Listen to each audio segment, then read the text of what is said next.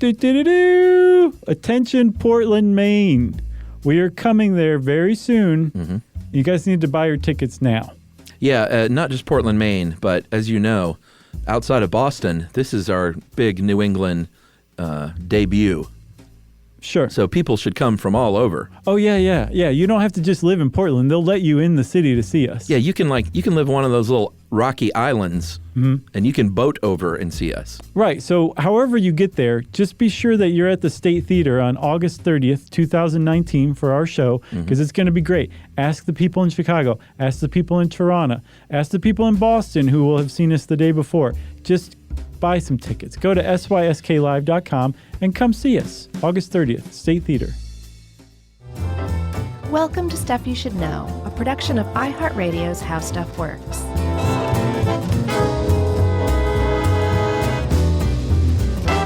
Hey, and welcome to the podcast. I'm Josh Clark. There's Charles W. Chuck Bryant. There's Jerry over there. And this is Stuff You Should Know, Iran-Contra Part 2, starting now. Go. Maybe we should do a quick catch-up. Oh, okay. Well, we're still going. You acted like I just went to sleep. No, it's true. So what's going on here is the United States Congress has decided that we cannot fund the Contras to fight the Sandinistas in Nicaragua. Right. Shut off funding. So the Reagan administration makes a deep covert push to continue doing so through a bunch of fun and shady ways. Right. They're fundraising. They're directly arming the Contras. They're training them, doing all sorts of crazy stuff. Yes, but if you know that this is about Iran-Contra and you're like, what about Iran? What's going on here? I haven't heard anything about Iran. Keep your socks on. Well, here we go. This is where Iran enters the picture. Right. You can take your socks off. All right, go. Are your socks on? I've got on little footy socks, yeah. I do too. Cool. Oh, Jerry does too. Sweet. It's the way to go. Jerry has those true footies where you can't even see him at all. I can see him. Mine peek out just a little, which I'm not a huge fan of. Well, check out mine. Yeah, no CMs. No CMs. Okay. Enter Iran.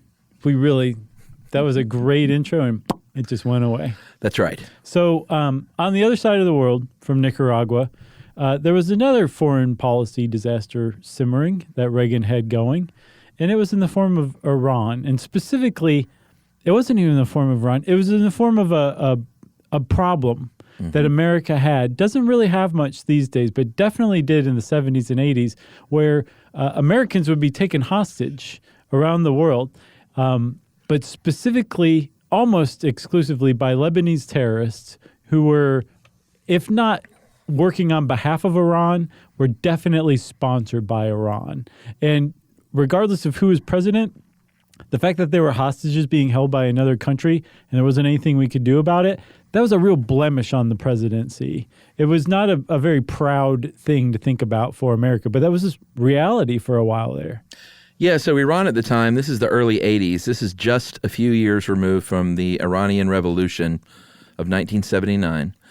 And this is where we've talked about it before. Go look up photos of Iran in the mid-70s, pre-revolution. Right. And it looks like London in the swinging 60s and 70s. Yeah. Very kind of hip place to be. Iranian Revolution happens. Fundamentalists take control of the government. There was previously the Shah of Iran, who was friendly to the West. Sure. Friendly to America generally. And the Ayatollah Khomeini? I've always heard Khomeini.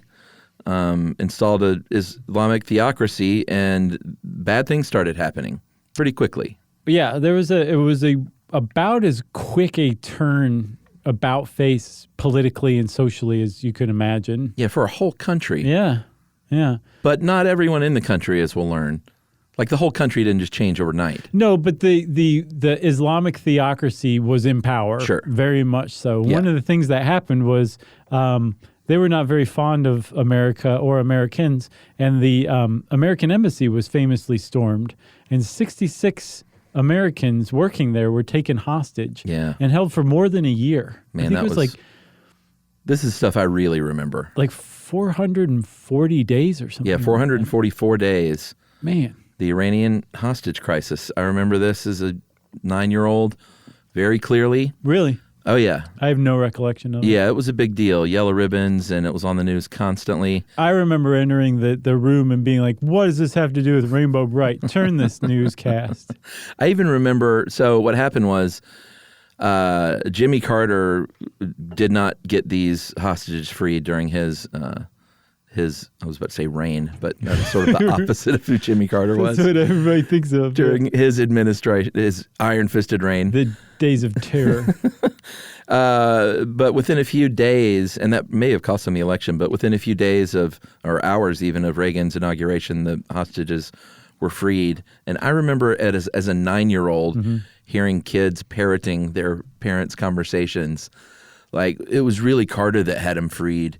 You know, all the work he did up until then. And then other kids saying, are you kidding me? As soon as Reagan got in office, they knew that they were toast. Right. And that Reagan wasn't going to be a patsy like Carter. Right. And I was like, what's a patsy? And who are these dudes?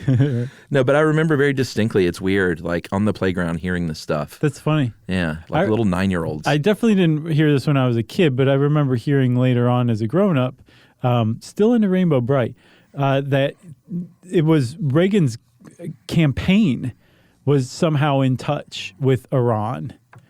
Yeah. And that they brokered this. It also got them to wait to release the hostages until after Reagan was in office. Well, the timing was not at all. Hours after his inauguration, there Right. was no accident. It's a little fishy, you know what I mean? But whether it was, that's funny that I'm sure somebody's parents were like, yeah, it's because they were so scared of Reagan. They knew Right. that they better release these guys. That's totally not the case because there were other hostages taken by actual Lebanese terrorists who were probably sponsored by Iran, and they were held throughout Reagan's presidency. Yeah, and that's sort of a big part of the second half of this story. Right. Was the fact that was very embarrassing for Reagan. He didn't like hostages being held on his watch. No, but he had campaigned against negotiating with terrorists under any circumstances. So he's stuck now. Yeah, because he's basically saying if you get taken hostage, I mean, you're on your own. We'll use our rhetoric and whatever we can to influence you being released, but we're not going to negotiate for your release. That's just the way it is. And that's a longstanding American policy. Right. And it makes sense because if you negotiate with terrorists, then that's just going to lead to more kidnappings. Yeah. Because they know that you're open for business. Like anywhere in the world. Yeah. There was a kidnapping of Twa Flight 847, very, very famous one. You know the picture of like the pilot leaning out of the cockpit sure. and the guys in the picture with the gun behind him? That was 847. Right. And that was I remember that one. I was probably 9 then.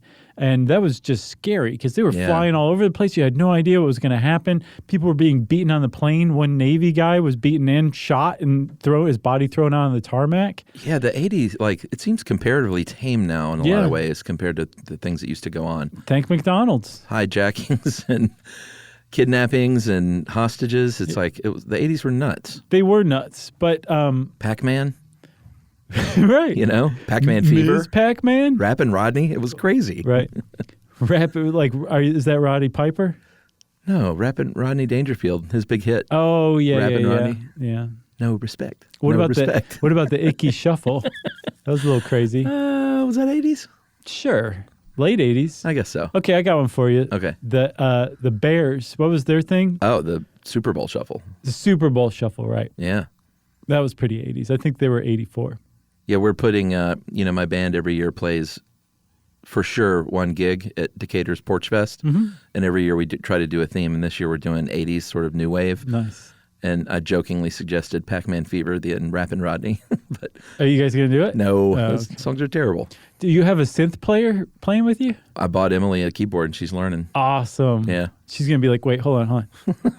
I hope not. That's cool, man. No, she's practicing. I've heard her do that. I mean, she played piano when she was a kid, so it's not the biggest stretch. I've heard that one, do that one Blondie song that she just brought the house down. Yeah, we might, one way or another. Yes. We might bring that back, because that's 80s. Yeah. Or was that 70s? It was so close on the cusp. I seriously doubt anybody's going to throw a beer can at you for it. Anyway, Porch Fest, everyone. I'll publicize it in October. Nice. So Reagan's hands are tied in every way possible, because he can't negotiate with terrorists. Uh-huh. The only option is to send in a covert Delta Force team. Which Carter tried that and it didn't work. It doesn't always work. You could lose your own men, and I think that's what happened in Carter's case, right? Yeah, for sure.